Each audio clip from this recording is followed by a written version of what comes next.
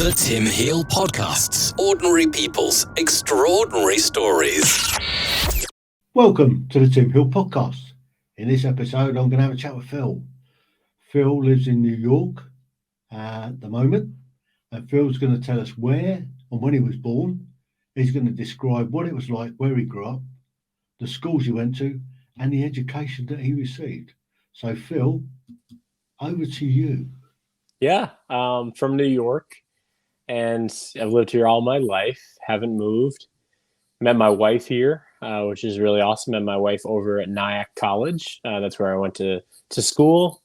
And yeah, it's really cool being in New York. You know, it's a very busy place. A lot of people are working and doing things all the time. And yeah, So whereabouts in New York? So right now we're about 20 miles out from the city. Originally, I grew up in Long Island. That's originally where I grew up. And that's on the East Coast there, isn't it? Yeah, so it's like the suburbs of the city. Yeah, I mean, it was kind of like living on Long Island was kind of like a bubble sort of thing, because it would take up about 3 hours during rush hour to get to New York City, even though it's like only like 15 to 20 miles away. So is that driving? Yeah, that's driving. Yeah. So what about taking the tube or the what do they call it? What's the train? The train. Yeah, the train. 40 minutes. You know, 40 minutes. Yeah, right from where I grew up. So yeah, it's that's New York for you. So let's go back, because you jumped quite a bit. Yeah, you sure. Almost went to college. Yeah. So you didn't get born and went to college. No. So what were the streets like in Long Island? Yeah, so I grew up in Long Island. Like I said, you know, was born there. You know, spent some time with my big Italian family. You know, we ate pasta every single Sunday, and even Monday it was chicken cutlet day, and we lived right next door from our grandma, and we would come home and our grandma would greet us, and it was like basically living in Italy but being in Long Island. You know, I'm Italian in nature. My mom was born in Italy, and my dad's whole family is Italian. So I'm pretty Italian. My last name is super long. It's 14 letters. It's Strangolagalli. It means, it's got a complex meaning. Strangle the roosters. So that's really complex, I guess. Yeah, I mean, that's kind of in a nutshell, you know, kind of what my family's about, what it was like growing up. You know, I went to, you know, elementary school, middle school, high school. I was definitely on a path of discovery. I didn't really do that well. Were those schools all on Long Island? Yeah, all on Long Island. Yeah. Now, Kate, you come from an Italian family. Yeah.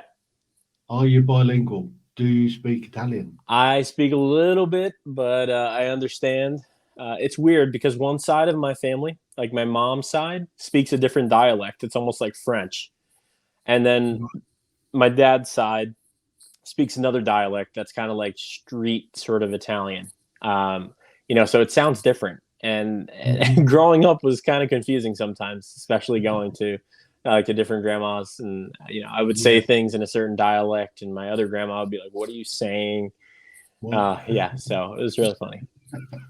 But yeah, I grew up in Long Island, went to, you know, all the schooling and everything. You know, I wasn't the best student. I really wasn't. I wasn't the best writer. You know, I wasn't the best at math or science. And, you know, some of the times I didn't really. Elementary school like? Well, let's have a look at your elementary school. Yeah. How big was it? Was it full of Italian kids? It was very, very, very diverse. The demographic was very diverse. There were a lot of different ethnicities, a lot of different people from all around the world. Honestly, you know, I live in New York, so it's a very diverse place. So that's what I grew up around. I grew up around diversity, you know, people with all different names, and, you know, it was a great place to grow up and learn. And, you know, that's the elementary school. I was kind of like the class clown around 4th, 5th grade, and then eventually middle school, 6th, 7th grade, I was still the class clown. Even 8th grade, I prided myself in being I tried to be one of the funniest kids in school. I was like, I have to tell a joke, and if I make everybody laugh, if I make one person laugh today, then I did my job. Like that was like my goal of the day. I bet And the teachers go didn't ahead. see it that way, did they? What's that?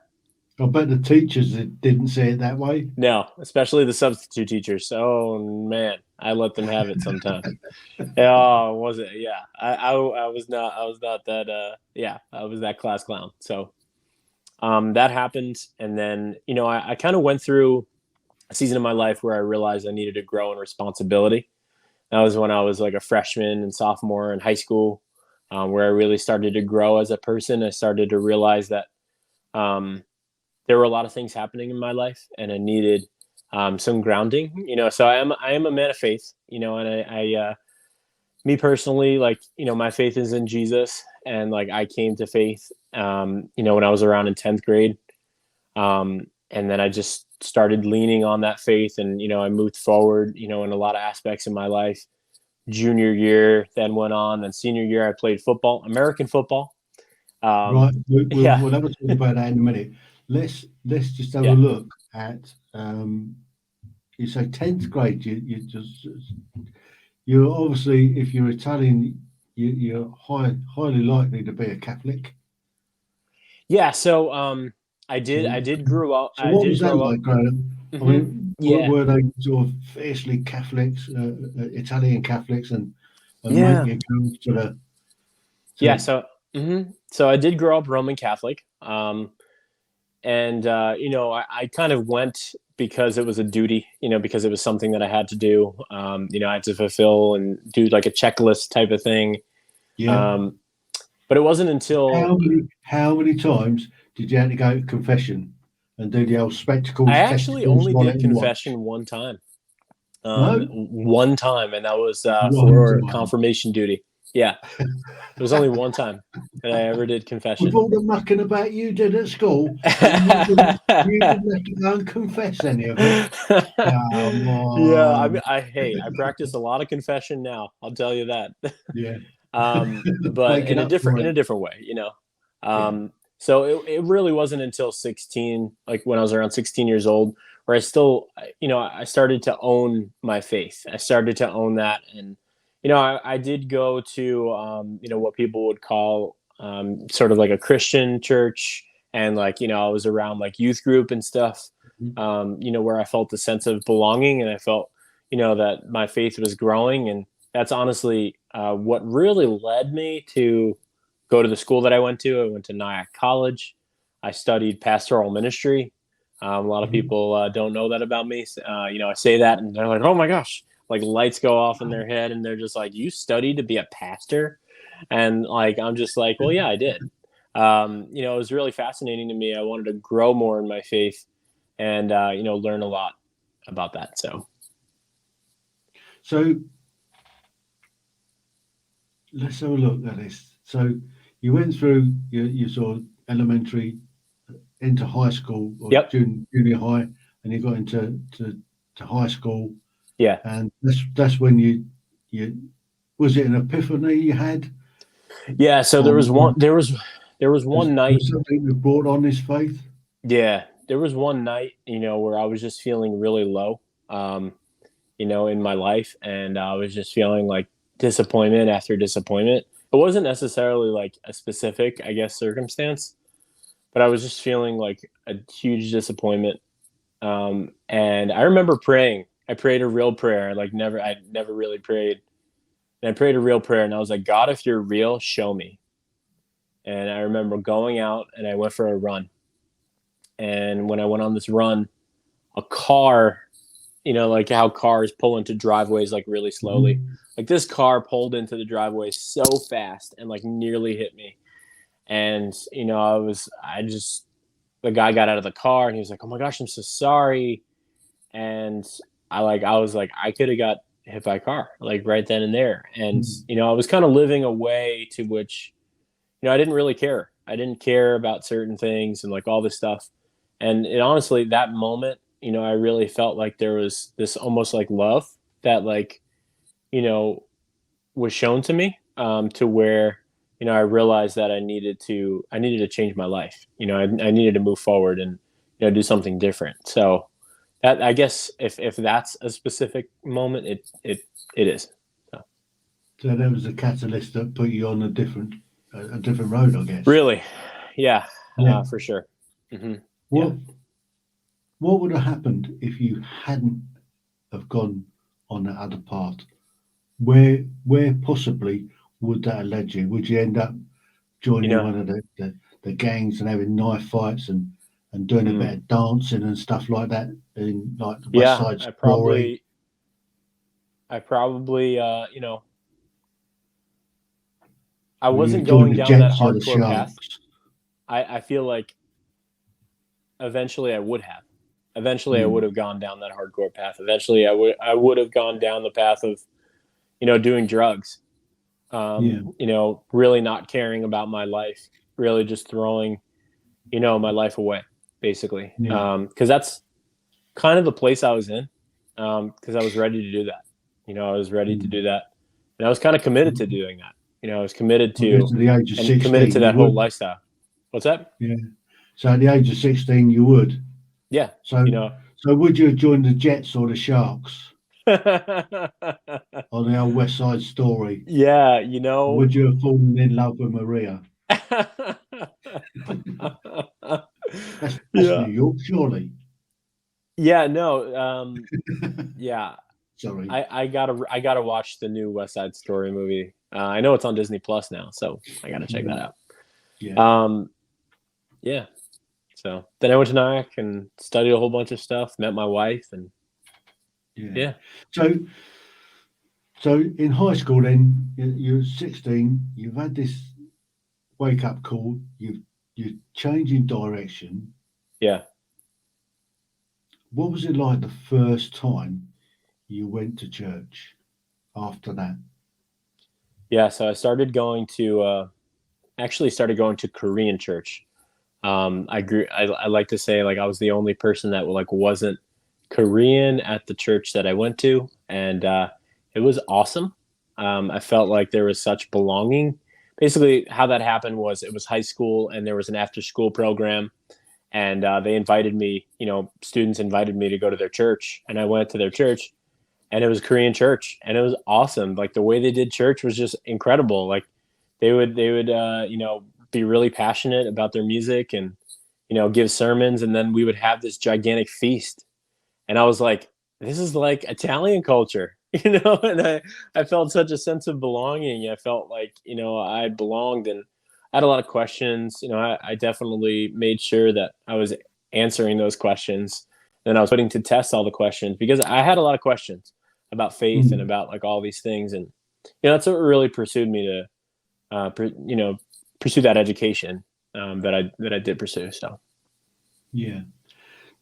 Now, it might be a difficult question, but how did your family take it, and did you get ridiculed for going to a Korean church?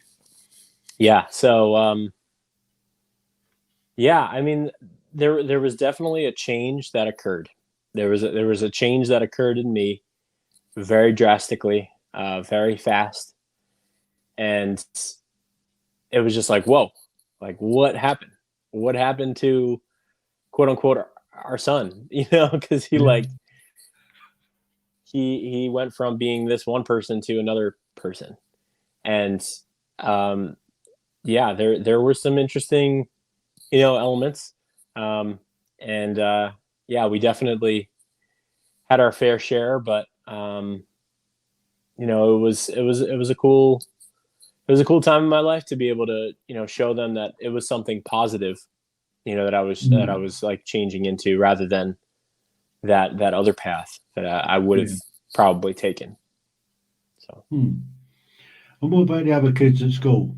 Did they take the Mickey out of you at all, or did they just accept that my you who friends, you are? Yeah, my friends, my yeah, yeah. friends were like, because my I guess my nickname used to be like Crazy Phil, and I went from being this over the top like rebel or whatever, and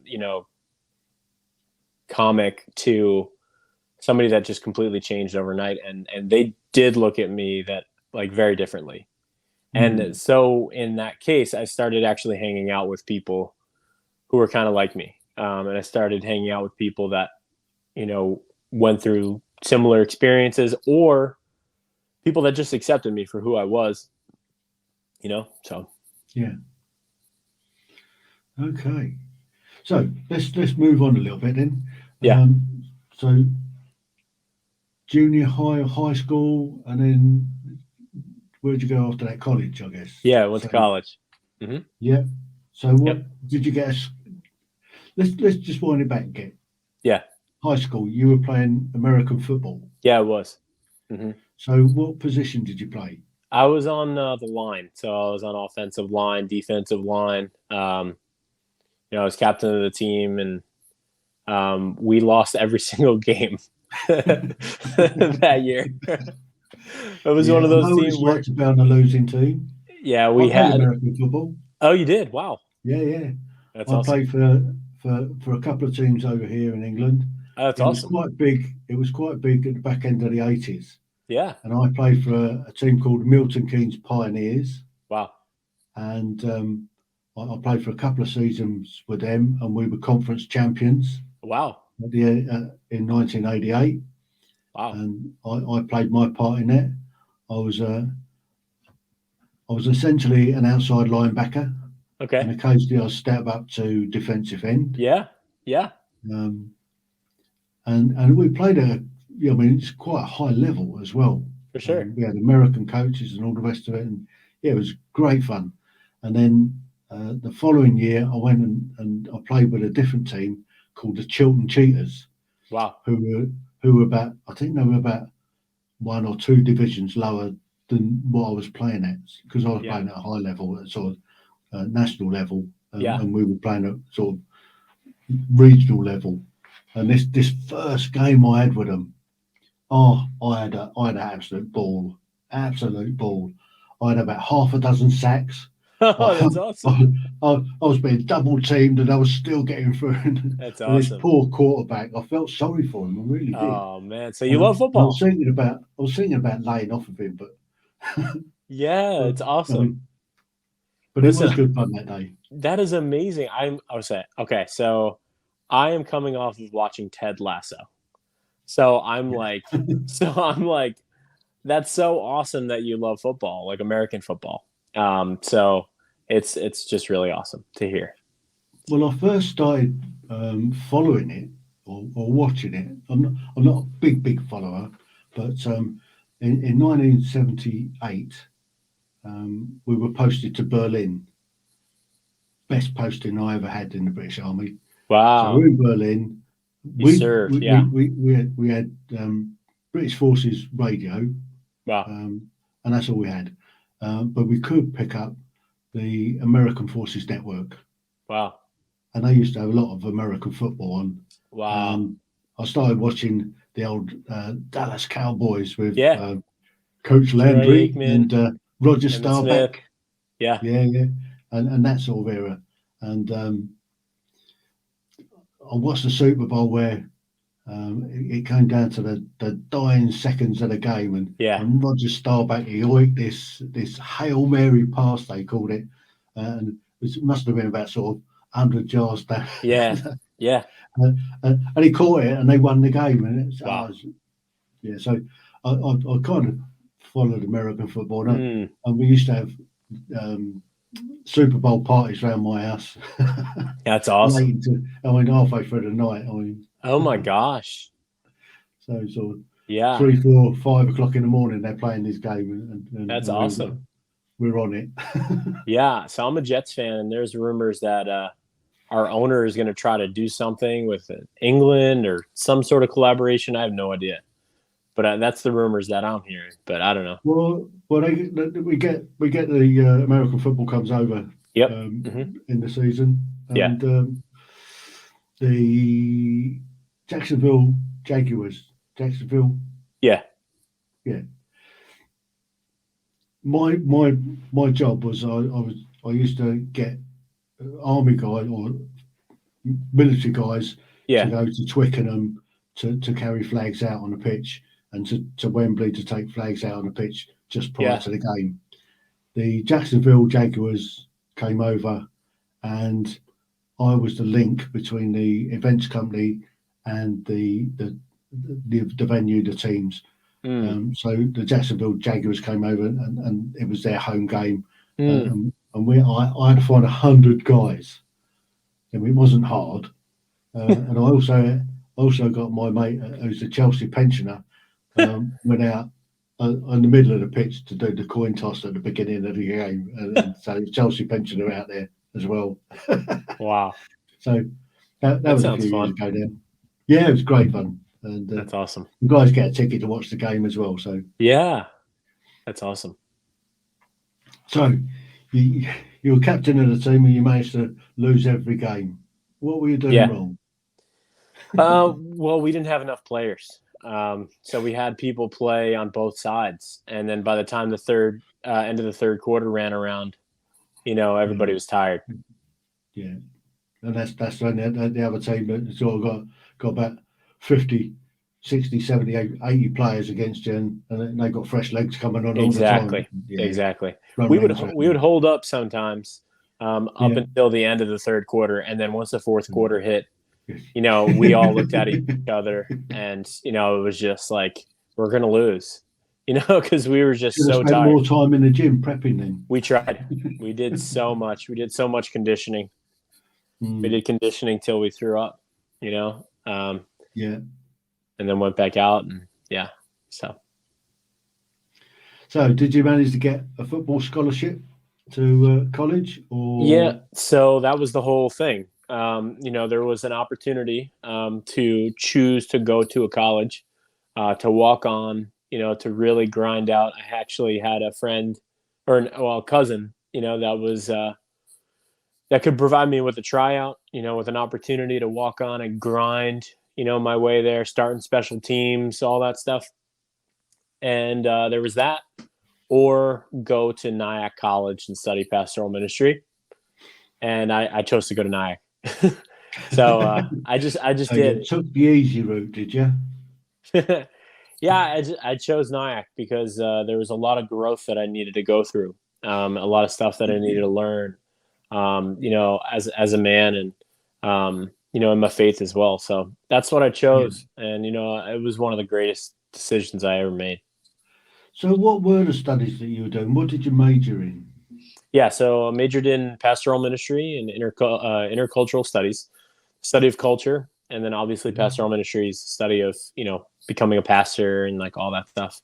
So yeah, that's kind of what I did. It was some stuff about sermons, like talking about sermons, how to conduct a sermon, all that fancy schmancy stuff.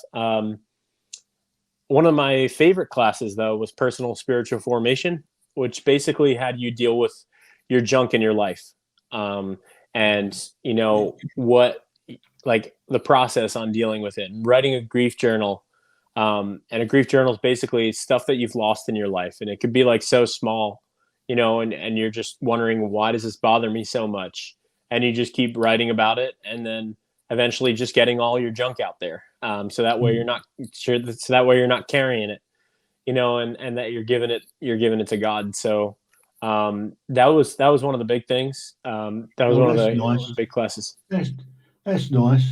Get all your rubbish out there and give it to God. Yeah. Well, first you're giving it to him. Why don't you just chuck it in the bin? let the devil have it. Yeah, tuck it in the bin, or just kind of a beach ball analogy, or to where if you put a beach ball underneath some water, it's gonna come back up. It's gonna rise back up. If you put it under a rug, like, it's gonna pop out like an evil surprise.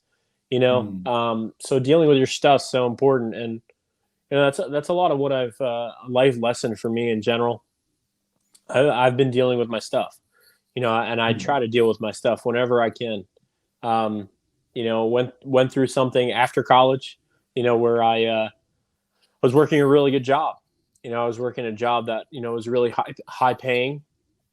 And, it was really great, but they were telling me to lie. They were telling me to like do all these things and everything. And then they go, Oh, oh, so you're what, in marketing then? You was in uh, an ad agency. so I guess you could call it that. It was something, there was only 4 people in the entire company. Hmm. And they were stuck in their ways, and they told me to lie, because if we lied, then we would get approval to get more funds, and like all this stuff. And it was quite a lot of money. Um, but I stood my ground. I made sure to say like, no, I'm not going to do this. And they looked at me like, you're basically not a part of our club.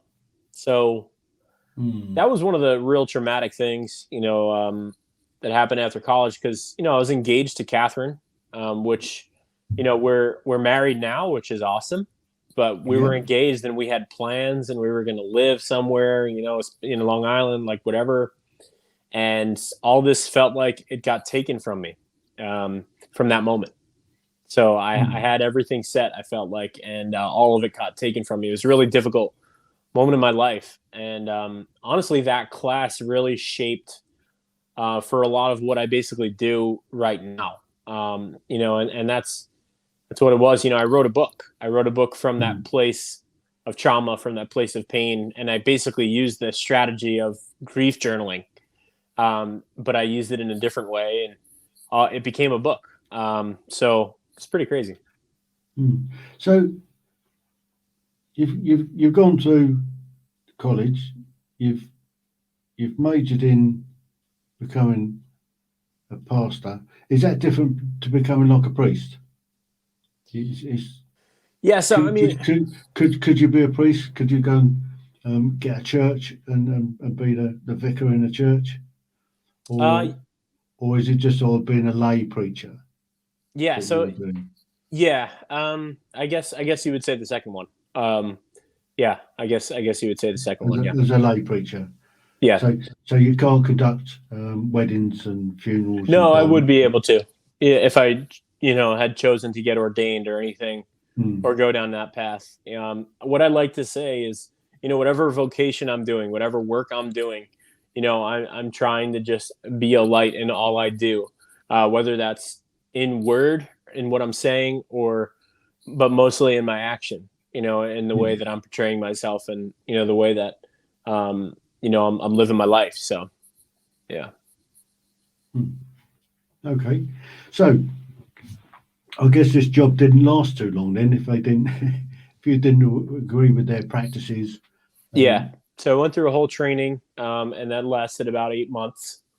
Um, it was like 8 months of training, and then about 2 months, or 3 months. So it was a year that it lasted. So it didn't last very long, but it was a lot of promises, and it was a lot of unfulfilled promises. And so, hmm, that was something that I really had to walk through. And I'll be completely honest with you, I'm still walking through today. Whether it's the process of forgiveness, forgiving these people, and moving forward. I'm just being transparent and honest. That's just where I'm at. And yeah. but writing really helped. Writing really helped me deal with a lot of this stuff. Okay, so that lasted a year. What did you do after that? I mean, when did you get married, and where did that fall into the plans? So you've lost a job after a year of sort of Mm-hmm. what transpired after that?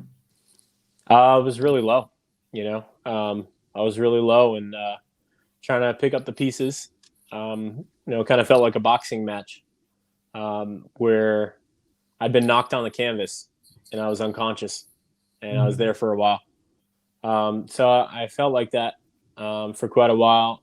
Um, and eventually like I said, I started writing, and that's eventually, where I came out with my book. I started, continuing to write. That was honestly where this whole thing came to be. Um, Hmm. so yeah. So did you get a job then? or after this, or when you were low, or was it Yeah. just So this was that this where you was started? this was way back in 2017. So this happened in 2017. We got married that summer, Mhm. and then I continued on, and Catherine was doing grad school. While we were married, and I was working. I started working in September of that year, and I was working from September to May, and worked basically at the college that we met, um, and then I had a job, as a server, worked as a server, and then the book came out, and I was also teaching. I was driving for Uber and Lyft, and Yeah, you doing know whatever you could to get by. yeah, whatever I could. Yeah. So, did you manage to get your own place, or were you living with parents, or? No. Yeah, we managed to get our own place. Yeah, for sure. Hmm. So that's an apartment, I guess, because that's all you have in New York. Is it just apartments? No, we have apartments. We have houses as well. Um, Yeah, but yeah, it was grad school housing. yeah. She was a student, so we were staying on campus for that year when she finished grad school. So yeah. Mhm. So what was she learning then? What's her She major? yeah, she learned. She got a master's in social work. Yeah. All right. There's a big call for social work nowadays, everywhere. Um, I Yeah. mean, the amount of people that are suffering and need social work, social care. I Yeah. mean, mental health issues left, right, and Chelsea at the moment. It's Yep. everywhere. In fact, Yep. I'm doing a live stream on Thursday, a mental health special, and I've got Wow. some girls coming on to talk about mental health issues and Yeah. how we deal with it. Yeah. So, hmm. So 2017. Where are we coming from there? Are we coming forward from there? Your book came out, you say. And my book came out 2018, October of 2018. Yeah. Okay. What's the Mhm. book called?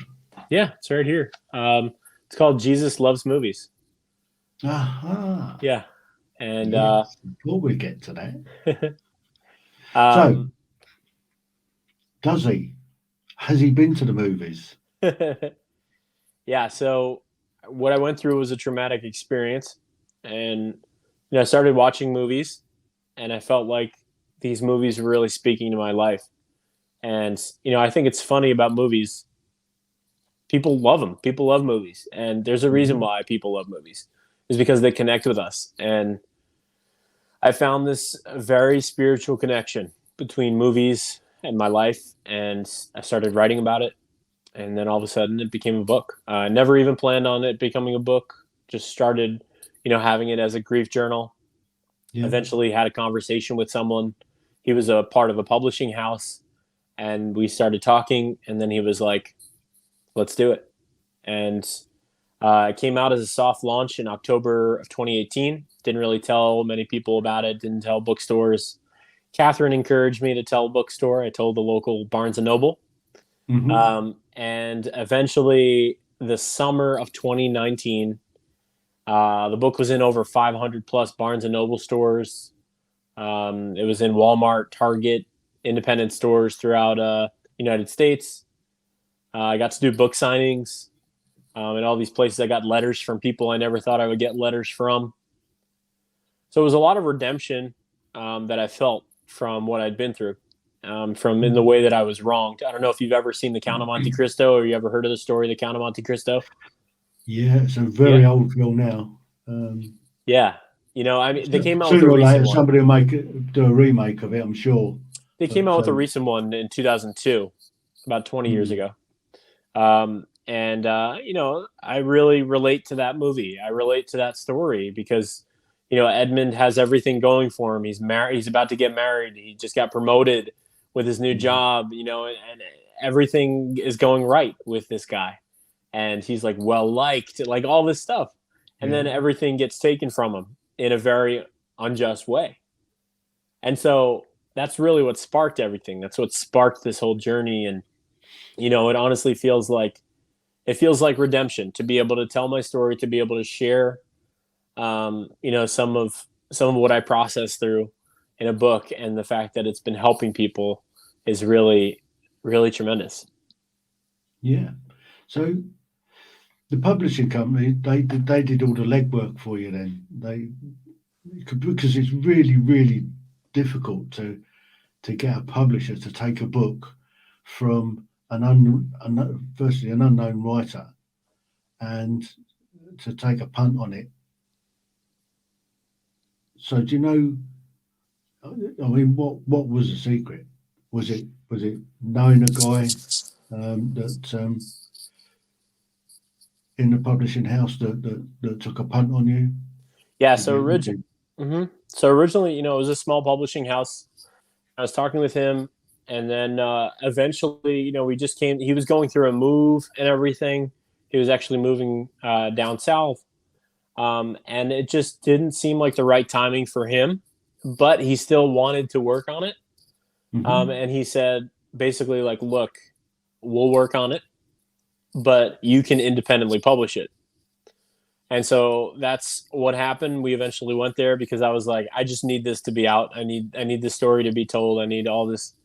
And it became an independently published book.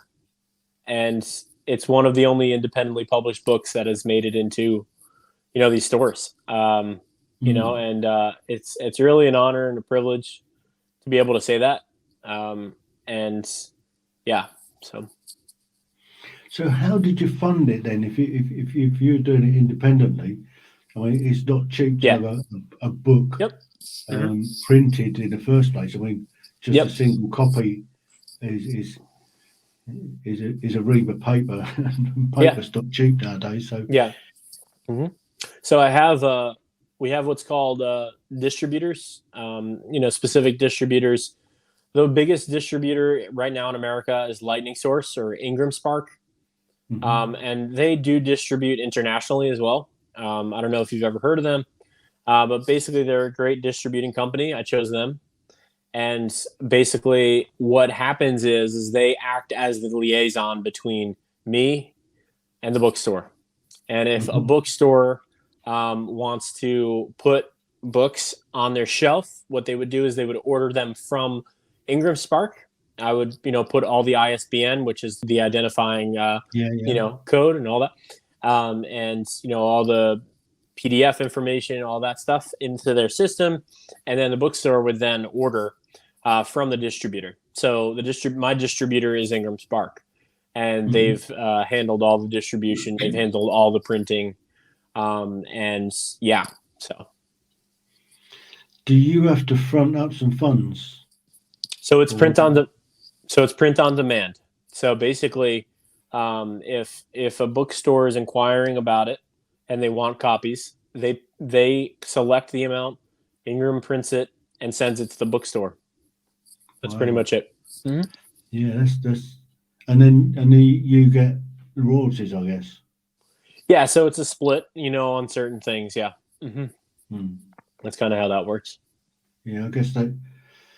So how do the bookstores know about your book to start with? Yeah, so how's it publicized? Yeah, so once it got into that one store, that Catherine urged me to do, or to just talk. I just talked to a manager of one of the stores. He was like, "Yeah, sure, we'll order it day and date, release date," and then all of a sudden, it just started appearing in other stores. And then I looked over and I saw the amount of stores that it had been in, and it was over 500, all throughout the United States. And, it was I remember traveling. I was in Florida, and there were books on the shelf in a Barnes & Noble store of my book. And I was like, what the heck? Took pictures. I remember my friend from California was like, "Hey, Phil, I found this in the store." And I was like, oh my gosh, and like, yeah. So it's been a pleasure. It's been, it's been an honor to be able to say that, to be able to have that. So it's pretty cool. Do you know how many copies you sold so far? So Do they give you a running tally of how it's yeah, going? yeah. So if we're talking all formats like ebook, Audible, like audiobook and print, the number's around 20,000 copies. And if we're talking like the amount of printed copies that are in circulation right now, it would probably be around half of that that are in rotation right now. So like half of them are printed. So yeah. Mhm. So you mentioned Audible. Who did the who read it? Yeah, I have this guy. I researched a whole bunch of people, and I was like, I wanted to get the most movie sounding guy ever. And I found this guy. His name's Bob Dunsworth. He's awesome. He's done voice acting for a lot of stuff. He's done voice acting for the Transformers. He's been on radio shows. He just has like the coming soon to a theater near you. He has like that type of voice. So I was like, this is perfect. I'm just gonna choose this guy. And he agreed on it, and wanted to do it. So you got him into a professional studio, and he read the book. Yes, he How has. did you get He it has onto his own. Audible? Yeah, so Amazon has this thing. It's called the ACX, Audible Creation Exchange, and that's pretty much the way in which the process is on. If you get an audiobook, and it distributes to iTunes, it distributes to Amazon and Audible, pretty much, and Apple Music, I believe, as well. So those are four of the distributing channels. So yeah. So I'm a subscriber to Audible, and I download Audible books and stuff like that. And so you pay the subscription and you get a credit. And so I'll have a look for your book. Oh, I appreciate that very much, Tim. I appreciate that. Yeah, because don't tell anybody, but I'm a little bit dyslexic when it comes to reading. So although I can read, but it takes me time. Yeah. No. Hey. Yeah. But I prefer to listen to a book than listen. Yeah. I wanted to make it completely accessible. That was the point. I want it to be as accessible as possible. So that's why it's in those formats. That's why it's in Audible. That's why it's in paperback and ebook as well. So yeah. Mm-hmm. Brilliant. So where are you now then? So where does it bring you up to? Yeah. Are you making a living out of the book? Yeah. I like to say, like, my motto in life is not about power, money, or fame, but it's about impacting people's lives. And, that's where I'm at. My goal is to impact people's lives, and that's what I feel like, I have a desire to do and I want to do. And I feel like that's been happening. So that's been really awesome. Right now, currently, I do a whole bunch of stuff aside from, the author sort of life. I'm a Twitch streamer. I stream on Twitch, playing video games and hanging out with people and doing live streaming stuff. I'm also a job coach, on my 9 to 5. So I do that as a full-time job. And yeah, sometimes I'll pick up a couple Uber drives and Lyft drives because I just want to talk to people. I love talking to people. I am such a people person. I need to be talking to people like all the time. So, yeah. Good. And are you still? Are you preaching? Do you still go to God Bother to a church? And are you doing your lay preaching? Are you a pastor part time? Yeah, so like I said, I feel like the education that I got was more for the purpose in my life that I was going to fulfill, not necessarily the vocation that I was going to land. So I feel like in whatever vocation I'm doing, I want to glorify God in all I do. And, and love others, and do the best I can to be a light to this world. So that's honestly where I'm at today. Yeah, if that answers your question. Yeah. Yeah. So your Sundays are taken up then? I'm sorry. You say your Sundays are taken up then? No, we go to church. We have a church community. We do. We have a community Yeah. of people, and yeah.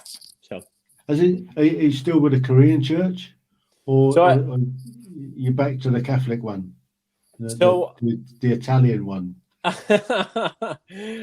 so it's a diverse crowd. I'll go to any church. I believe in the capital C.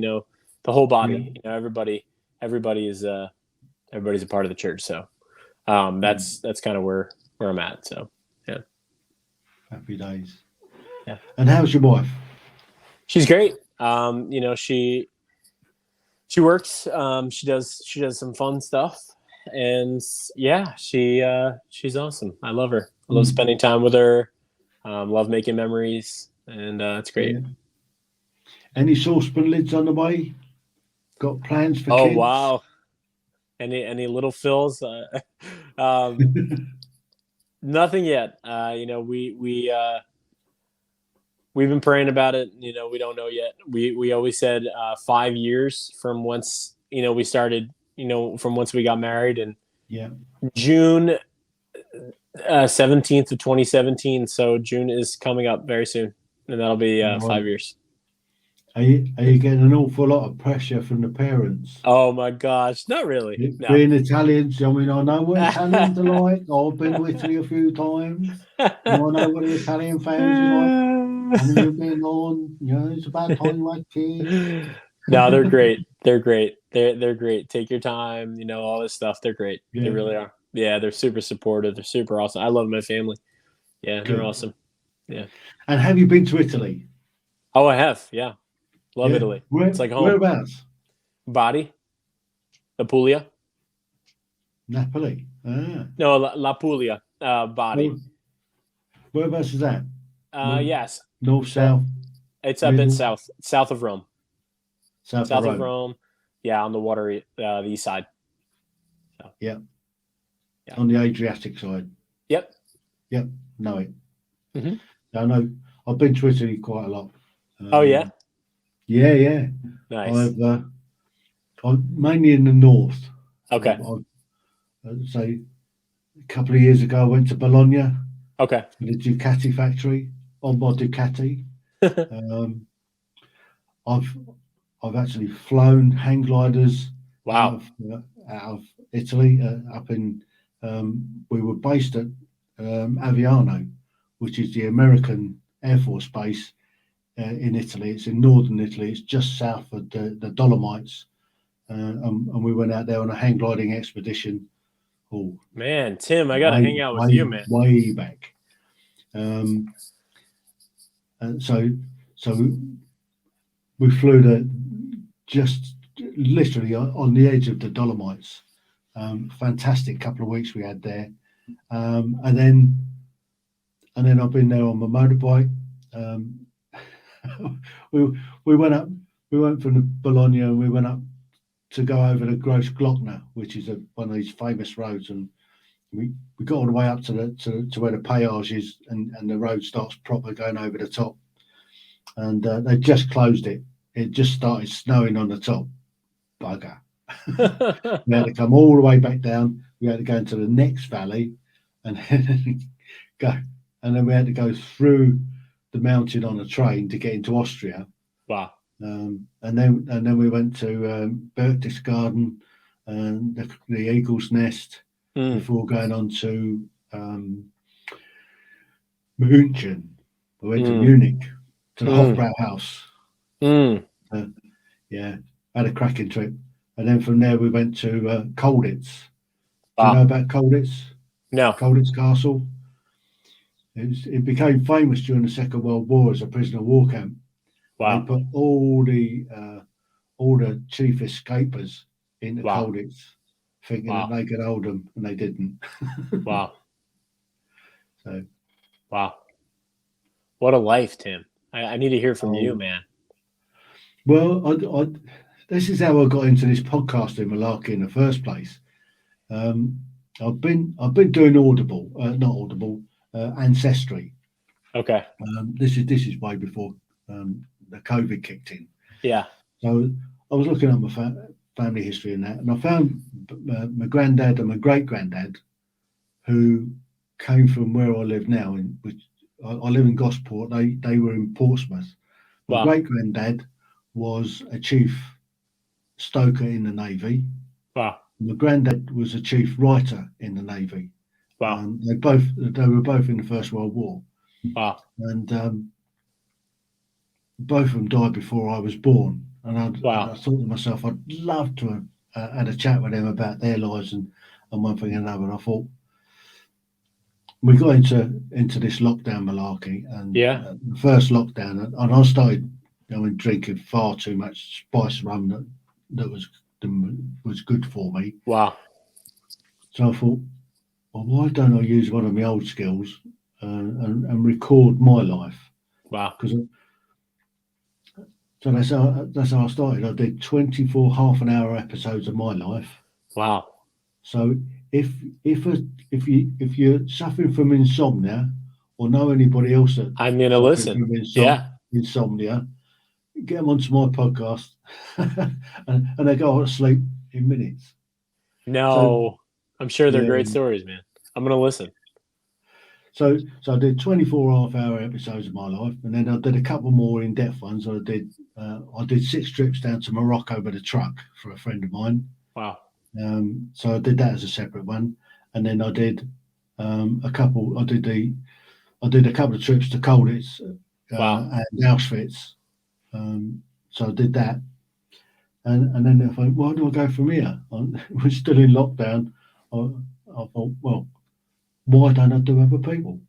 Wow. So I started with my mum and had a chat with my mum, and 128 odd episodes later, here I am.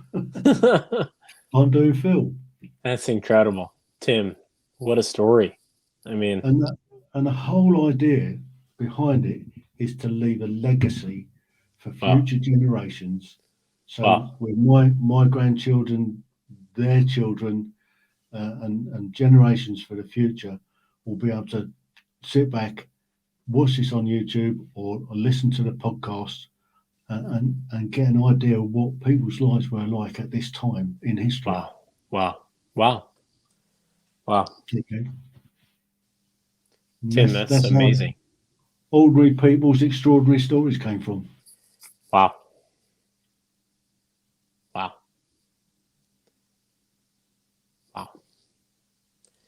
There you go, Phil. Thank you very much for sharing your story. Absolutely, Tim. It's a pleasure. I mean, it's a pleasure listening to you, being with you. It's great. Thank you very much. The Tim Heale Podcasts. Ordinary people's extraordinary stories.